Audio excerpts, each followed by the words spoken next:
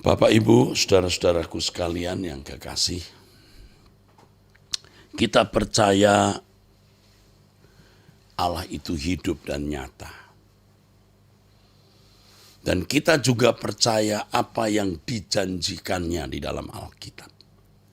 Dan salah satu yang dijanjikannya yang merupakan harapan masa depan kita adalah langit baru, bumi baru.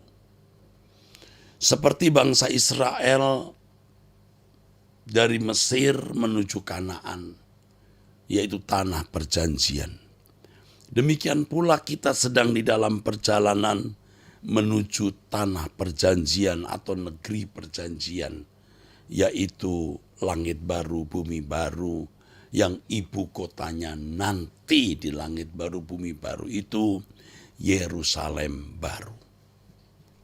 Nah, kalau kita benar-benar percaya akan hal ini, ya kita konsekuen dengan kepercayaan ini, maka kita benar-benar ada di dalam proses perjalanan tersebut. Kita menatap ke depan bukan apa yang ada sebelum kubur, tetapi apa yang ada sesudah kubur. Itulah masa depan kita, saudara.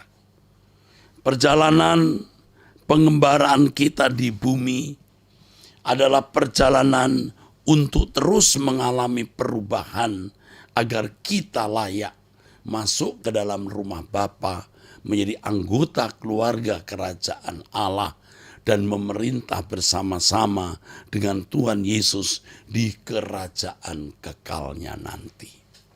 Dan ini yang membahagiakan hati kita. Ini yang membuat hati kita kuat menghadapi segala tantangan, pergumulan hidup dan pencobaan-pencobaannya. Bahwa kita memiliki pengharapan yang pasti, yang Tuhan sediakan bagi kita. Jadi mestinya kita tidak berharap lagi ada kebahagiaan di bumi ini. Walaupun tentu saudaraku kita bisa menikmati apapun yang ada, yang Bapa berikan maksud saya. Tetapi itu bukanlah menjadi kebahagiaan kita yang utama. Kebahagiaan kita hanyalah Tuhan dan kerajaannya nanti, saudaraku. Di dalam firman Tuhan dikatakan, terpujilah Allah dan Bapa Tuhan kita Yesus Kristus, yang karena rahmat-Nya yang besar telah melahirkan kita kembali oleh kebangkitan Yesus Kristus dari antara orang mati kepada suatu hidup yang penuh pengharapan. Untuk menerima suatu bagian yang tidak dapat binasa, yang tidak dapat cemar, dan yang tidak dapat layu, yang tersimpan di surga bagi kamu. 1 Petrus 1 ayat 3 dan keempat. Saudaraku, biarlah pengharapan ini mencengkeram hati kita. Kita tidak boleh lupa bahwa kita sedang ada dalam perjalanan menuju negeri yang permai, menuju tanah perjanjian. Dunia ini bukan rumah kita, saudaraku. Sehingga kita tidak terikat dengan keindahan dunia, tidak terjebak oleh berbagai kesenangan-kesenangan dunia ini. Tidak terjebak oleh ambisi pribadi. Ambisi untuk terhormat, dipandang orang, dianggap penting, dan lain sebagainya. Seluruh pengharapan kita taruh pada kehidupan yang akan datang nanti. Dan ini akan membuat hati kita bahagia. Artinya apapun yang sedang kita jalani, saudaraku, tidak membuat kita tenggelam. Apakah itu penderitaan, apakah itu kesenangan. Jadi orang bisa tenggelam bukan hanya oleh penderitaan, tetapi juga oleh kesenangan-kesenangan hidup, kemewahan, dan keadaan nyaman juga bisa menenggelamkan kita. Hati-hati saudaraku, kuasa kegelapan akan berusaha untuk mencegah dan membatalkan perjalanan kita ini supaya kita tidak sampai ke langit baru, bumi baru. Kita harus terus di dalam penghayatan bahwa kita sedang ada dalam perjalanan. Karenanya saudaraku, kita terus bersedia mengalami perubahan demi perubahan, saudaraku. Kita bersedia untuk mengalami apapun juga jika segala sesuatu itu mendatangkan kebaikan. Dan saya sudah mengatakan kepada saudara beberapa waktu lalu, tidak ada satu kejadian yang tidak ada fungsi, faedah, kegunaan, dan berkatnya. Setiap keadaan, setiap kejadian, setiap peristiwa itu mendatangkan faedah, kebaikan, ada berkatnya untuk kita. Yaitu jika kita memandang semua itu dengan kacamata, dengan sudut pandang, dengan perspektif kekekalan. Dengan sudut pandang ini kita bisa mengerti maksud-maksud Tuhan di balik semua kejadian yang kita alami.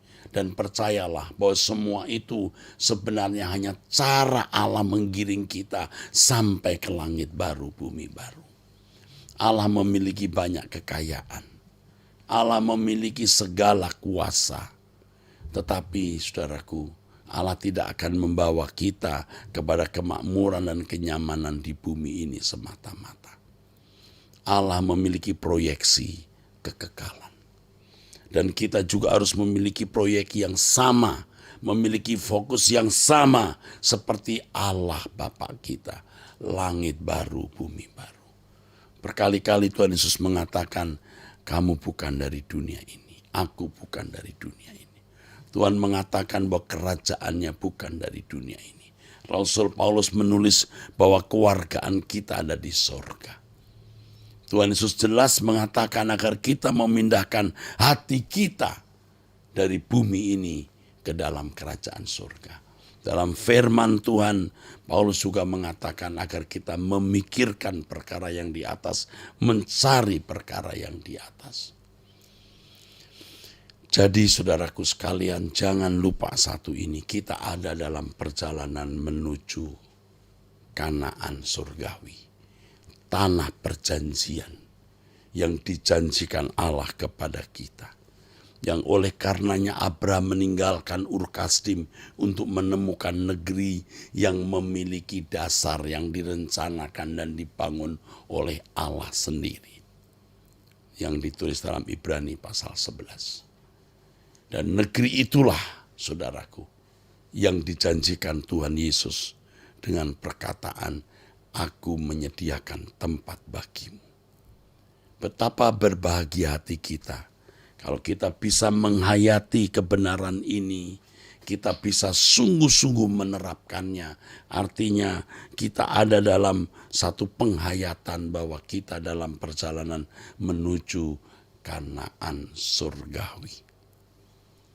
Saudaraku sekalian yang kekasih, biar kiranya komunitas doa pagi ini, komunitas pecinta suara kebenaran, ya, walaupun mungkin kita tidak satu sinode, tidak menjadi masalah, tapi kita menjadi satu keluarga besar di mana Allah Elohim Yahweh Bapa kita, satu-satunya Allah yang benar, dan Tuhan Yesus Kristus, Tuhan, artinya Tuhan, satu-satunya utusan Allah.